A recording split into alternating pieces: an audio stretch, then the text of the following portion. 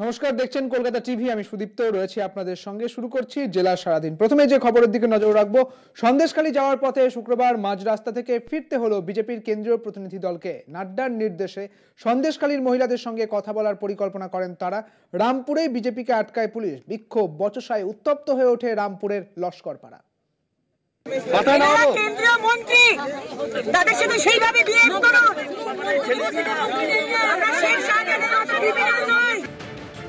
বিজেপির গন্তব্য সন্দেশখালী, রামপুরে আটকায় পুলিশ। রাস্তাতেই বসে বিক্ষোভ। সুকান্ত শুভেন্দুর পর এবার নাড্ডার নির্দেশে বিজেপির কেন্দ্রীয় প্রতিনিধি দল। প্রত্যেকেরই গন্তব্য সন্দেশখালী। সন্দেশখালীর মহিলাদের সঙ্গে কথা বলেছে জাতীয় মহিলা কমিশন। ঘুরে গিয়েছেন তপশিলি কমিশনের চেয়ারম্যান। রাজ্যপাল মহিলাদের সঙ্গে কথা বলে তাঁর রিপোর্ট তৈরি করেছেন, কিন্তু তাতেও দমছে না বিজেপি। শুক্রবার ফের একবার তাই বঙ্গ রাজনীতির শিরোনামে সন্দেশখালী।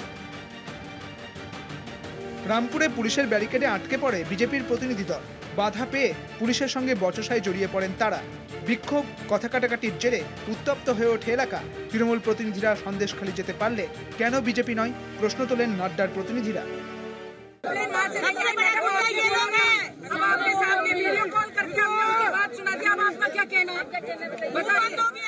पुलिस कहीं न कहीं ये भी लगता है शेख शाहजहां के गुर्गे ही हैं, टीएमसी के गुर्गे हैं। अगर जो मुस्तैदी से आज रोकने का काम कर रही है, यही मुस्तैदी अगर ये पुलिस वाले शाहजहां के गुर्गे को रोकने के लिए की होती तो आज हमारी बेटियां, आज हमारी बहुएं जो प्रताड़ित हुई, उन्हें अत्याचार हुआ, उसके साथ अनाचार हुआ, ये नहीं होता। এটা ঠিকই, কয়েকদিন আগে সন্দেশখালী যায় তৃণমূলের উত্তর 24 পরগনার প্রতিনিধিরা। ন্যাজাট হয়ে পার্থভৌমিকেরা যান কালীনগর। পুলিশ তাদের আটকায়নি। যেমন ওই একই জায়গায় ন্যাজাটে এদিন পুলিশ আটকায়নি দিলীপ ঘোষকে। একসময় বিজেপির কেন্দ্রীয় প্রতিনিধি দল তাদের মধ্যে নির্দিষ্ট কয়েকজনকে সন্দেশখালী পাঠানোর জন্য পুলিশের কাছে অনুমতি চায়, কিন্তু পুলিশ অনুমতি দেয়নি। বিজেপির অভিযোগ, তথ্য গোপন করতেই পুলিশ সন্দেশখালীতে পৌঁছতে দিচ্ছে না। তো সেইখানে যেখানে गलती হয় तो निश्चय এখানে সেইজন্য सरकार इसलिए ये छिपाना चाहती है, क्योंकि इतना ज्यादा वहाँ पे लोगों को प्रताड़ित किया जाता गया है, इतना लोगों के साथ, हमारी महिलाओं के साथ इतना अत्याचार किया गया है कि सच सामने ना आए, जिसके वजह से ये इस सरकार के द्वारा वहाँ जाने से रोका जा रहा है।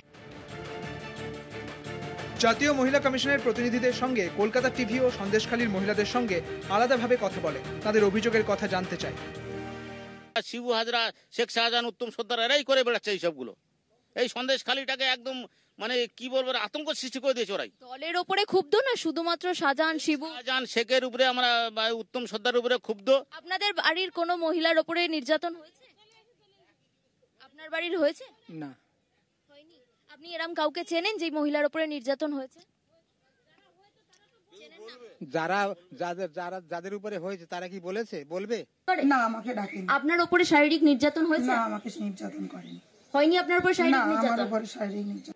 এরই মধ্যে কয়েক ঘন্টার বিক্ষোভের পর সন্দেশখালীর রামপুর থেকে ফিরে যায় বিজেপির প্রতিনিধিরা। রাজ্যপালকে নালিশ জানানোর কথা বলে যান অগ্নিমিত্রারা। কলকাতা টিভি। আরও একবার মুখ্যমন্ত্রী মমতা বন্দ্যোপাধ্যায়ের মানবিক রূপ দেখল রাজ্যবাসী। মুখ্যমন্ত্রীর কাছে আবেদন করে তুফানগঞ্জ শালবাড়ির গৃহবধূর মিলল কাজ। শুক্রবার নিয়োগপত্র তুলে দেওয়া হলো রূপসানা পারভিনের হাতে। তুফানগঞ্জ মহকুমা হাসপাতালে নিরাপত্তা রক্ষী হিসেবে নিয়োগ করা হলো তাঁকে। হাসি ফুটেছে রূপসানা পারভিনের মুখে। মুখ্যমন্ত্রীর কাছে আবেদন করে মিলল চাকরি। কোচবিহারের শালবাড়ির রূপসানার বাড়িতে পৌঁছে নিয়োগপত্র তার হাতে তুলে দিলেন তুফানগঞ্জ 2 পঞ্চায়েত সমিতির সভাপতি শীতল চন্দ্র দাস। স্বাস্থ্য দফতরে কাজ পেলেন রূপসানা।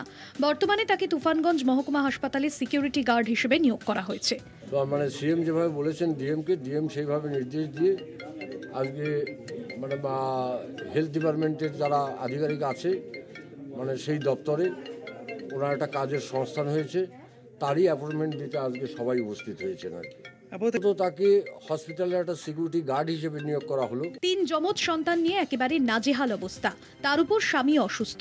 3 সন্তানকে কিভাবে লালন পালন করবে তা নিয়ে দুশ্চিন্তায় পড়েছিলেন তুফানগঞ্জ 2 নম্বর ব্লকের শালবাড়ি 1 নম্বর গ্রাম পঞ্চায়েতের বাঁশরাজা এলাকার বাসিন্দা রূপসানা পারভিন। চলতি বছরের 29শে জানুয়ারি কোচবিহার রাসমেলা ময়দানে গিয়েছিলেন মুখ্যমন্ত্রী। সেখানে মুখ্যমন্ত্রীর সঙ্গে দেখা করেন রূপসানা। মুখ্যমন্ত্রীকে কাছে পেয়ে তার অসুবিধের কথা খুলে বলেন। তাকে কোচবিহারের জেলাশাসক অরবিন্দ কুমার মিনার কাছে কাছে পাঠান মুখ্যমন্ত্রী। নির্দেশ দেন ওই মহিলাকে যেন প্রশাসনিকভাবে সহায়তা করা হয়। মুখ্যমন্ত্রীর নির্দেশ অনুযায়ী শুক্রবার রূপসানার হাতে নিয়োগপত্র তুলে দেওয়া হলো। কাজ পেয়ে রূপসানা পারভিন ধন্যবাদ জানালেন মুখ্যমন্ত্রীকে। আমাকে অ্যাপয়েন্টমেন্ট লেটারটা দিয়ে মানে জয়েন করার কথা বললো কালকে জয়েন করবে। হ্যাঁ, উনিকে অনেক ধন্যবাদ, তাকে আমার বিশেষ আবেদন শোনার জন্য। মুখ্যমন্ত্রীর এই উদ্যোগকে সাধুবাদ জানিয়েছে রূপসানার পরিবার। কোচবিহার থেকে অনুপম সাহার রিপোর্ট, কলকাতা টিভি। এখন সময় বিরতি, ফিরছি বিরতির পর, সঙ্গে থাকুন। বাঘের খাবারে আকাল, আর তাই বাঘের পেট ভরাতে বক্সা ব্যাঘ্র প্রকল্পের রাজা ভাত খাওয়া জঙ্গলে ছাড়া হলো 29টি চিতল হরিণ। শুক্রবারই রাজা ভাত খাওয়া জঙ্গলে পৌঁছেছে চিতলের পাল।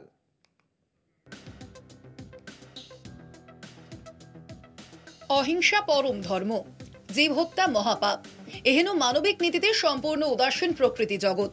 এই জগতে শক্তিশালী লাফিয়ে পড়ে দুর্বলের উপর, টেনে নিয়ে যায় দুর্বলতরকে, ছিঁড়ে ফালা ফালা করে দেয় তার শরীর। প্রকৃতি জগতের মৎস্যান্যায়ের এই ছবি নির্মম হলেও সত্যি। সেই নির্মম সত্যের বাহক হতেই বক্সা ব্যাঘ্র প্রকল্পে রাজা ভাত খাওয়া জঙ্গলে বেঠুয়া ডহরি থেকে পৌঁছল 29টি চিতল হরিণের একটি দল।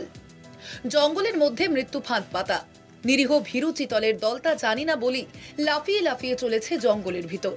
সম্প্রতি বক্সা ব্যাঘ্র প্রকল্পের সেই ছবি সামনে এসেছে। আজকে সেগুলোকে আমরা বক্সা টাইগার রিজার্ভের কোর এরিয়াতে ছেড়েছি, যেহেতু আপনারা জানেন যে আমাদের এখানে একটা বাঘের অনুকূল পরিবেশ তৈরি হয়েছে এবং বাঘ আমাদের এখানে বর্তমানে রয়েছে। তো তার খাদ্যের প্রয়োজন এবং হ্যাবিট্যাট ইমপ্রুভমেন্টের জন্য আমরা এই কাজগুলো করে থাকি সারা বছরই, এবং এটা একটা তার পার্ট হিসেবে আজকে ছাড়া হয়েছে। গত ডিসেম্বর মাসে বাঘের সাইন পেয়েছিলাম, ফটোগ্রাফ পেয়েছিলাম, এবং তারপরেও আপনাদের বিভিন্ন সময়ে তার ফটোগ্রাফস শেয়ার করা হয়েছে, এবং বর্তমানে বাঘ আমাদের বক্সাতেই রয়েছে, এবং সেটা আমরা প্রায় প্রতিদিনই বলতে গেলে আমরা তার সাইনগুলো পাচ্ছি আর কি। ধাপে ধাপে বক্সার জঙ্গলে গত 3 বছরে প্রায় কয়েকশো চিতল হরিণ ছাড়া হলো এই নিয়ে। বক্সার জঙ্গলে প্রচুর পরিমাণে সম্বর ও বার্কিং ডিয়ার আছে, তবে বাঘেদের খাদ্য তালিকার অতি প্রিয় চিতল হরিণ। সেই হরিণের বসতি কম ছিল বক্সায়। ঘাটতি মেটাতে রাজ্যের বিভিন্ন অভয়ারণ্য থেকে বক্সার জঙ্গলে চিতল হরিণ নিয়ে যাওয়ার পরিকল্পনা করেছিল বন দফতর। এর আগেও 52টি চিতল হরিণ বক্সা ব্যাঘ্র প্রকল্পের জঙ্গলে ছাড়া হয়েছিল। আলিপুরদুয়ার থেকে অজয় শাহের রিপোর্ট, কলকাতা টিভি। এখন সময় আরো একটি বিরতি, ফিরছি বিরতির পর, সঙ্গে থাকুন। জল সংকটে 30টি পরিবার, বর্তমানে একটি মাত্র টিউবওয়েলেই ভরসা 30টি পরিবারের। ঘাটালের সুলতানপুর গ্রাম পঞ্চায়েতের কুরানের পূর্বপাড়ার ঘটনা। টিউবওয়েলের জলও পানের অনুপযোগী, দূর থেকে জল সংগ্রহ করতে হচ্ছে বলে অভিযোগ গ্রামবাসীদের। সুলতানপুর গ্রাম পঞ্চায়েত বর্তমানে বিজেপির দখলে। জল আছে, কল নেই। জলের সংকটে পশ্চিম মেদিনীপুরের ঘাটাল ব্লকের সুলতানপুর গ্রাম পঞ্চায়েতের কুরানের পূর্বপাড়ার বাসিন্দারা। প্রায় 1 মাসের উপর চরম পানীয় জলের সমস্যায় ভুগছেন এলাকাবাসী। এই এলাকায় 30টি পরিবারের বাস। সজল ধারার টাকা নেওয়া হচ্ছে প্রতি মাসে, তবুও কেন পাম্প মেরামতি হয়নি প্রশ্ন তুলে ক্ষুব্ধ এলাকাবাসী। বাধ্য হয়ে পুকুরে জল ব্যবহার করতে হচ্ছে তাদের। 30টি পরিবারের ভরসা একটি মাত্র টিউবওয়েল। অভিযোগ, সেই টিউবওয়েলের জলও পানির উপযোগী নয়। দূর থেকে জল আনতে সমস্যায় পড়েন স্থানীয় বাসিন্দারা। তার কাছে খেয়ে যাও, তার কাছে যেয়ে তোমরা ফয়সালা করো। আমরা তার কাছে ফোন করছি, সে ফোন করছে, বলছে তো মোটর পুড়ে গেছে, হয়ে গেছে, আজকে দেবো কালকে দেবো, এই করে সমস্যা করে সে কাটিয়ে দিচ্ছে। আমাদের এই একটাই টিউবওয়েল, এখান থেকে 30টা পরিবার জল নেয়, আর এই কলটাও খুব নোংরা জল, কলটা থেকেও খুব নোংরা জল বেরোয়। আর এই কল মানে 30টা পরিবার জল নেওয়ার কারণে এই কলটার খুব ভিড় থাকে, এবং এই সবাই মিলে জল নিয়ে মানে আমাদের স্কুল জল না খেয়ে পান না করেই যেতে হয় স্কুল। আর আমরা জল 1 মাস ধরে এই জলের অসুবিধায় ভুগছি, সজলধারায় জল আসছে না। সুলতানপুর গ্রাম পঞ্চায়েত বর্তমানে বিজেপির দখলে। গ্রামের পঞ্চায়েত সদস্য শিখা দাসকে পানীয় জল চালু করার দাবি জানানো হয়েছে একাধিকবার, কিন্তু তাতেও কাজের কাজ কিছুই হয়নি বলে অভিযোগ করছে। সমস্যার সমাধানে শীঘ্রই ব্যবস্থা নেওয়া হবে বলে জানান সুলতানপুর গ্রাম পঞ্চায়েতের প্রধান কৌশিক জানা। 30টা পরিবার জল পায়নি, আমি আজ জানতে পেরেছি। ওখানে যিনি পঞ্চায়েত সদস্য আছে ওনাকে গ্রামবাসীরা অনেকবার জানিয়েছে, উনি কিন্তু গ্রাম পঞ্চায়েতে একবারেও জানাননি। আমি আজ জানতে পেরেছি, তাই যাতে করে ওখানে গ্রামবাসীরা দ্রুত জল সমস্যা মেটানো যায় এবং যাতে করে দ্রুত পানীয় জল পেয়ে থাকে তার বন্দোবস্ত গ্রাম পঞ্চায়েত কর্তৃপক্ষ করবে। এখন দেখার কত দ্রুত এলাকায় পানীয় জলের সংকট মেটায় প্রশাসন। ঘাটাল থেকে মধুসূদন ভট্টাচার্যের রিপোর্ট, কলকাতা টিভি। জেলার সারাদিন এখন এই পর্যন্ত। দেখতে থাকুন কলকাতা টিভি, রাত দিন 7 দিন।